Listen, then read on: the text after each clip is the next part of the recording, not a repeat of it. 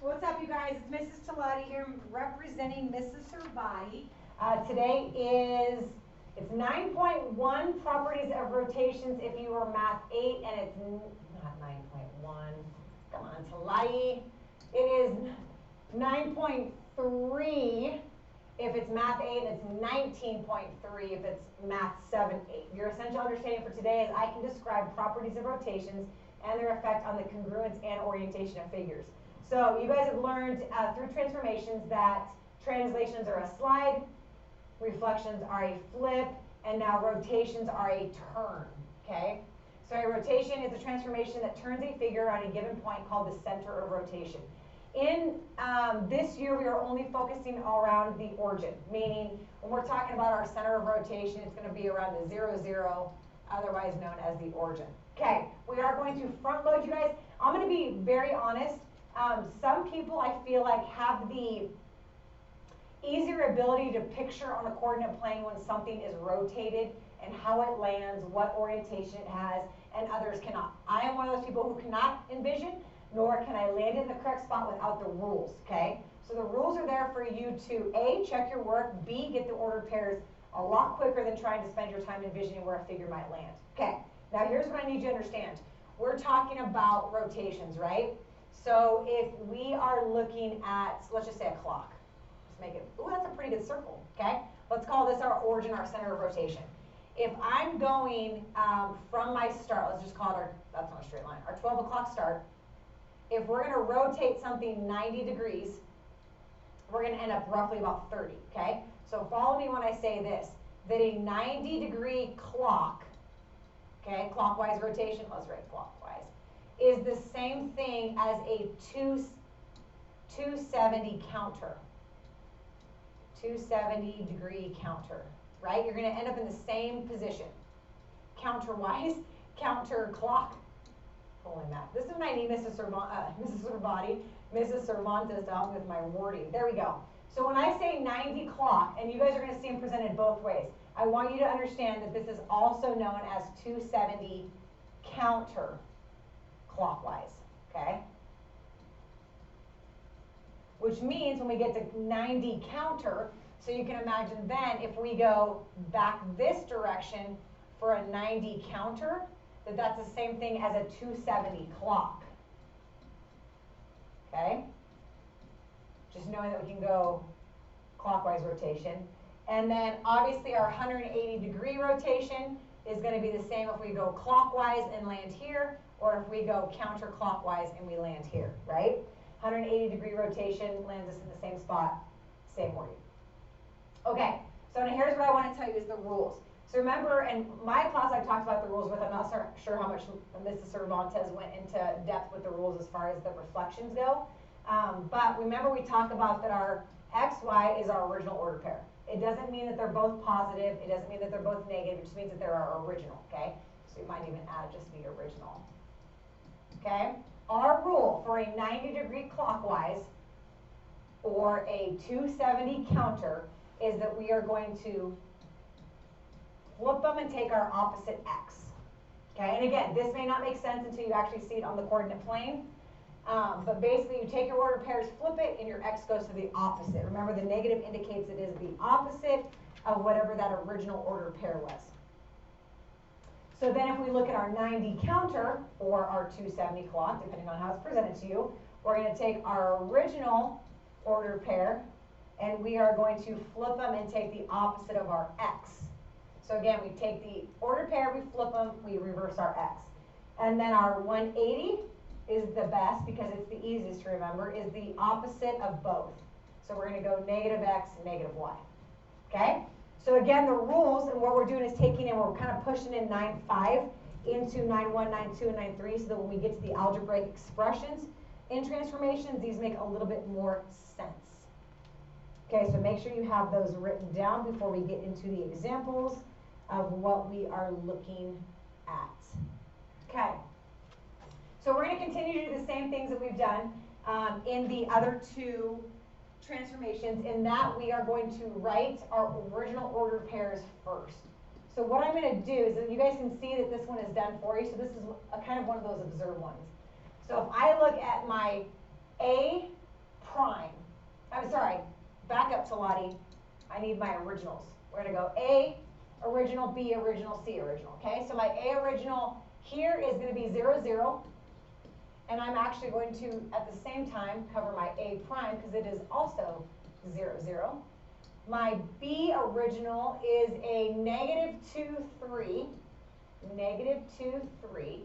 And my B prime is going to be a 3, 2. And then my C original is going to be, where's our C? A 2, 3. And our C prime is going to be a 3, -2. Okay, now let me present the rule to you. So now look, this one says the figure shows a triangle ABC. Graph the image of a triangle after a 90-degree rotation, okay? So now this is where I was talking about being able to envision how that's going to land, okay? So now remember, this is a 90-degree rotation or a 270 counter, okay? Which means it can go a quarter one direction or 3/4 the opposite direction. But for a 90-degree clockwise rotation, our rule is x, y, so our original order of pairs, and then a y to a -x. So if you guys take a look, our zeros weren't affected, right? 0 change to 0, opposite of 0 is 0, so that doesn't work. If we look at our B, we have a 2 is our x, a -2, sorry, a 3 is our y. We flip them and change the sign of our x. Okay, so you can see right here, our x was a -2, now it's a +2, okay, and then we flip them. So depending on whatever makes the most sense to you as far as changing the sign and then flipping, or flipping and then changing the sign, just make sure that in the 90-degree clockwise rotation that your x changes and your ordered pairs are reversed. So if you look at, see again, here's our x for our C, and then our x for our C prime is opposite. So it lands in the y position as its opposite. And then the y stays the same but replaces into the x position. Okay? So it's a good way. I'm telling you guys, I have a hard time envisioning this, so if you're like me, the rules will save you all the time in the world. Okay, so we're going to look at, that's funny, either this one got cut off. Let's call this, isn't it funny how sometimes they pick the most random letters? Let's call this, I think it's an H and a Q. Let's call this a M, just to make it crazy. Yeah, okay, so we're going to go H, M, O, okay? My H is going to be a 1, 2, 3, 1, 2, 3, 4, 5, so we're going to go -3, -5. Our M is going to go 1, 2, 3, 4, 5, 1, 2, 3, so a -5, -3. And maybe it's a Q. I keep seeing like there's a little tail. We'll call it a Q. Call it an O, call it a Q. I don't really care. It's a letter, right? It's a 0, -1. We stay at the X 0, we go down 1. Juliet, please come to the front office. Hopefully that wasn't me. Anyway, okay, so now we're looking at a 180-degree rotation. So remember, this is the one that I said was pretty much the easiest. You take your original ordered pairs and you take the opposite of both the x and the opposite of the y. So if I go over to my h prime, before I even graph this, I'm going to call my h prime a +3, because the opposite of a negative is a positive. The opposite of a -5 is a +5.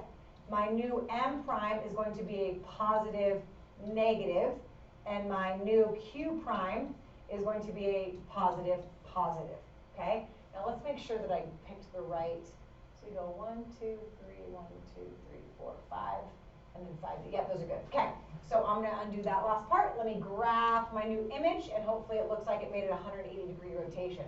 So I'm gonna go 3, 1, 2, 3, 4, 5. Remember, we're labeling these with our primes. So there's our h prime, 1, 2, 3, 4, 5. There is our m prime, and then our q is 0, 1, and that's our q prime. So we close our figure, and there we go. You can see that it rotates around the origin. Remember, here's our origin, so we're rotating 180. So you can see we made a full half circle rotation. Not too bad, right? Okay, so this last one, let's go with blue. What do we got here? B, S, and L. B, S, and L. I wonder what they were thinking when they picked these letters. So S, we're going to go 1, 2. So our S is 2, 2. Our L is 1, 2, 3, 4, 5, 0. Our B is 4, 1, 2, 3, 4, 5. Let me check that again. 1, 2, 3, 4, 1, 2, 3, 4, 5. Okay. And then this one is, what are we doing here? We're going 90 counter, otherwise known as 270 clock. And again, you can see that I try and write both because, again, they'll be presented different ways. So then, make sure these are separate problems. Our original order pairs, if we go a 90 counter, is going to take our x, y, and we're going to reverse them and change our y value. Okay, so if I go b prime, remember I'm looking at changing these. So I'm going to go negative 5, 4. My s prime is going to go negative 2, 2. And my L prime is going to go, what am I changing? My Y, 0, 5. So then negative 5, negative 4, 1, 2, 3, 4, 5, 1, 2, 3, 4. There is my B prime, my negative 2, 2. That doesn't look right because I should be in one quadrant. That's, first of all, it's not even negative 2, 2 to Lottie. Negative 2, that's not right. Hold on. What have I got? 2, 2. Flip it. Negative 2,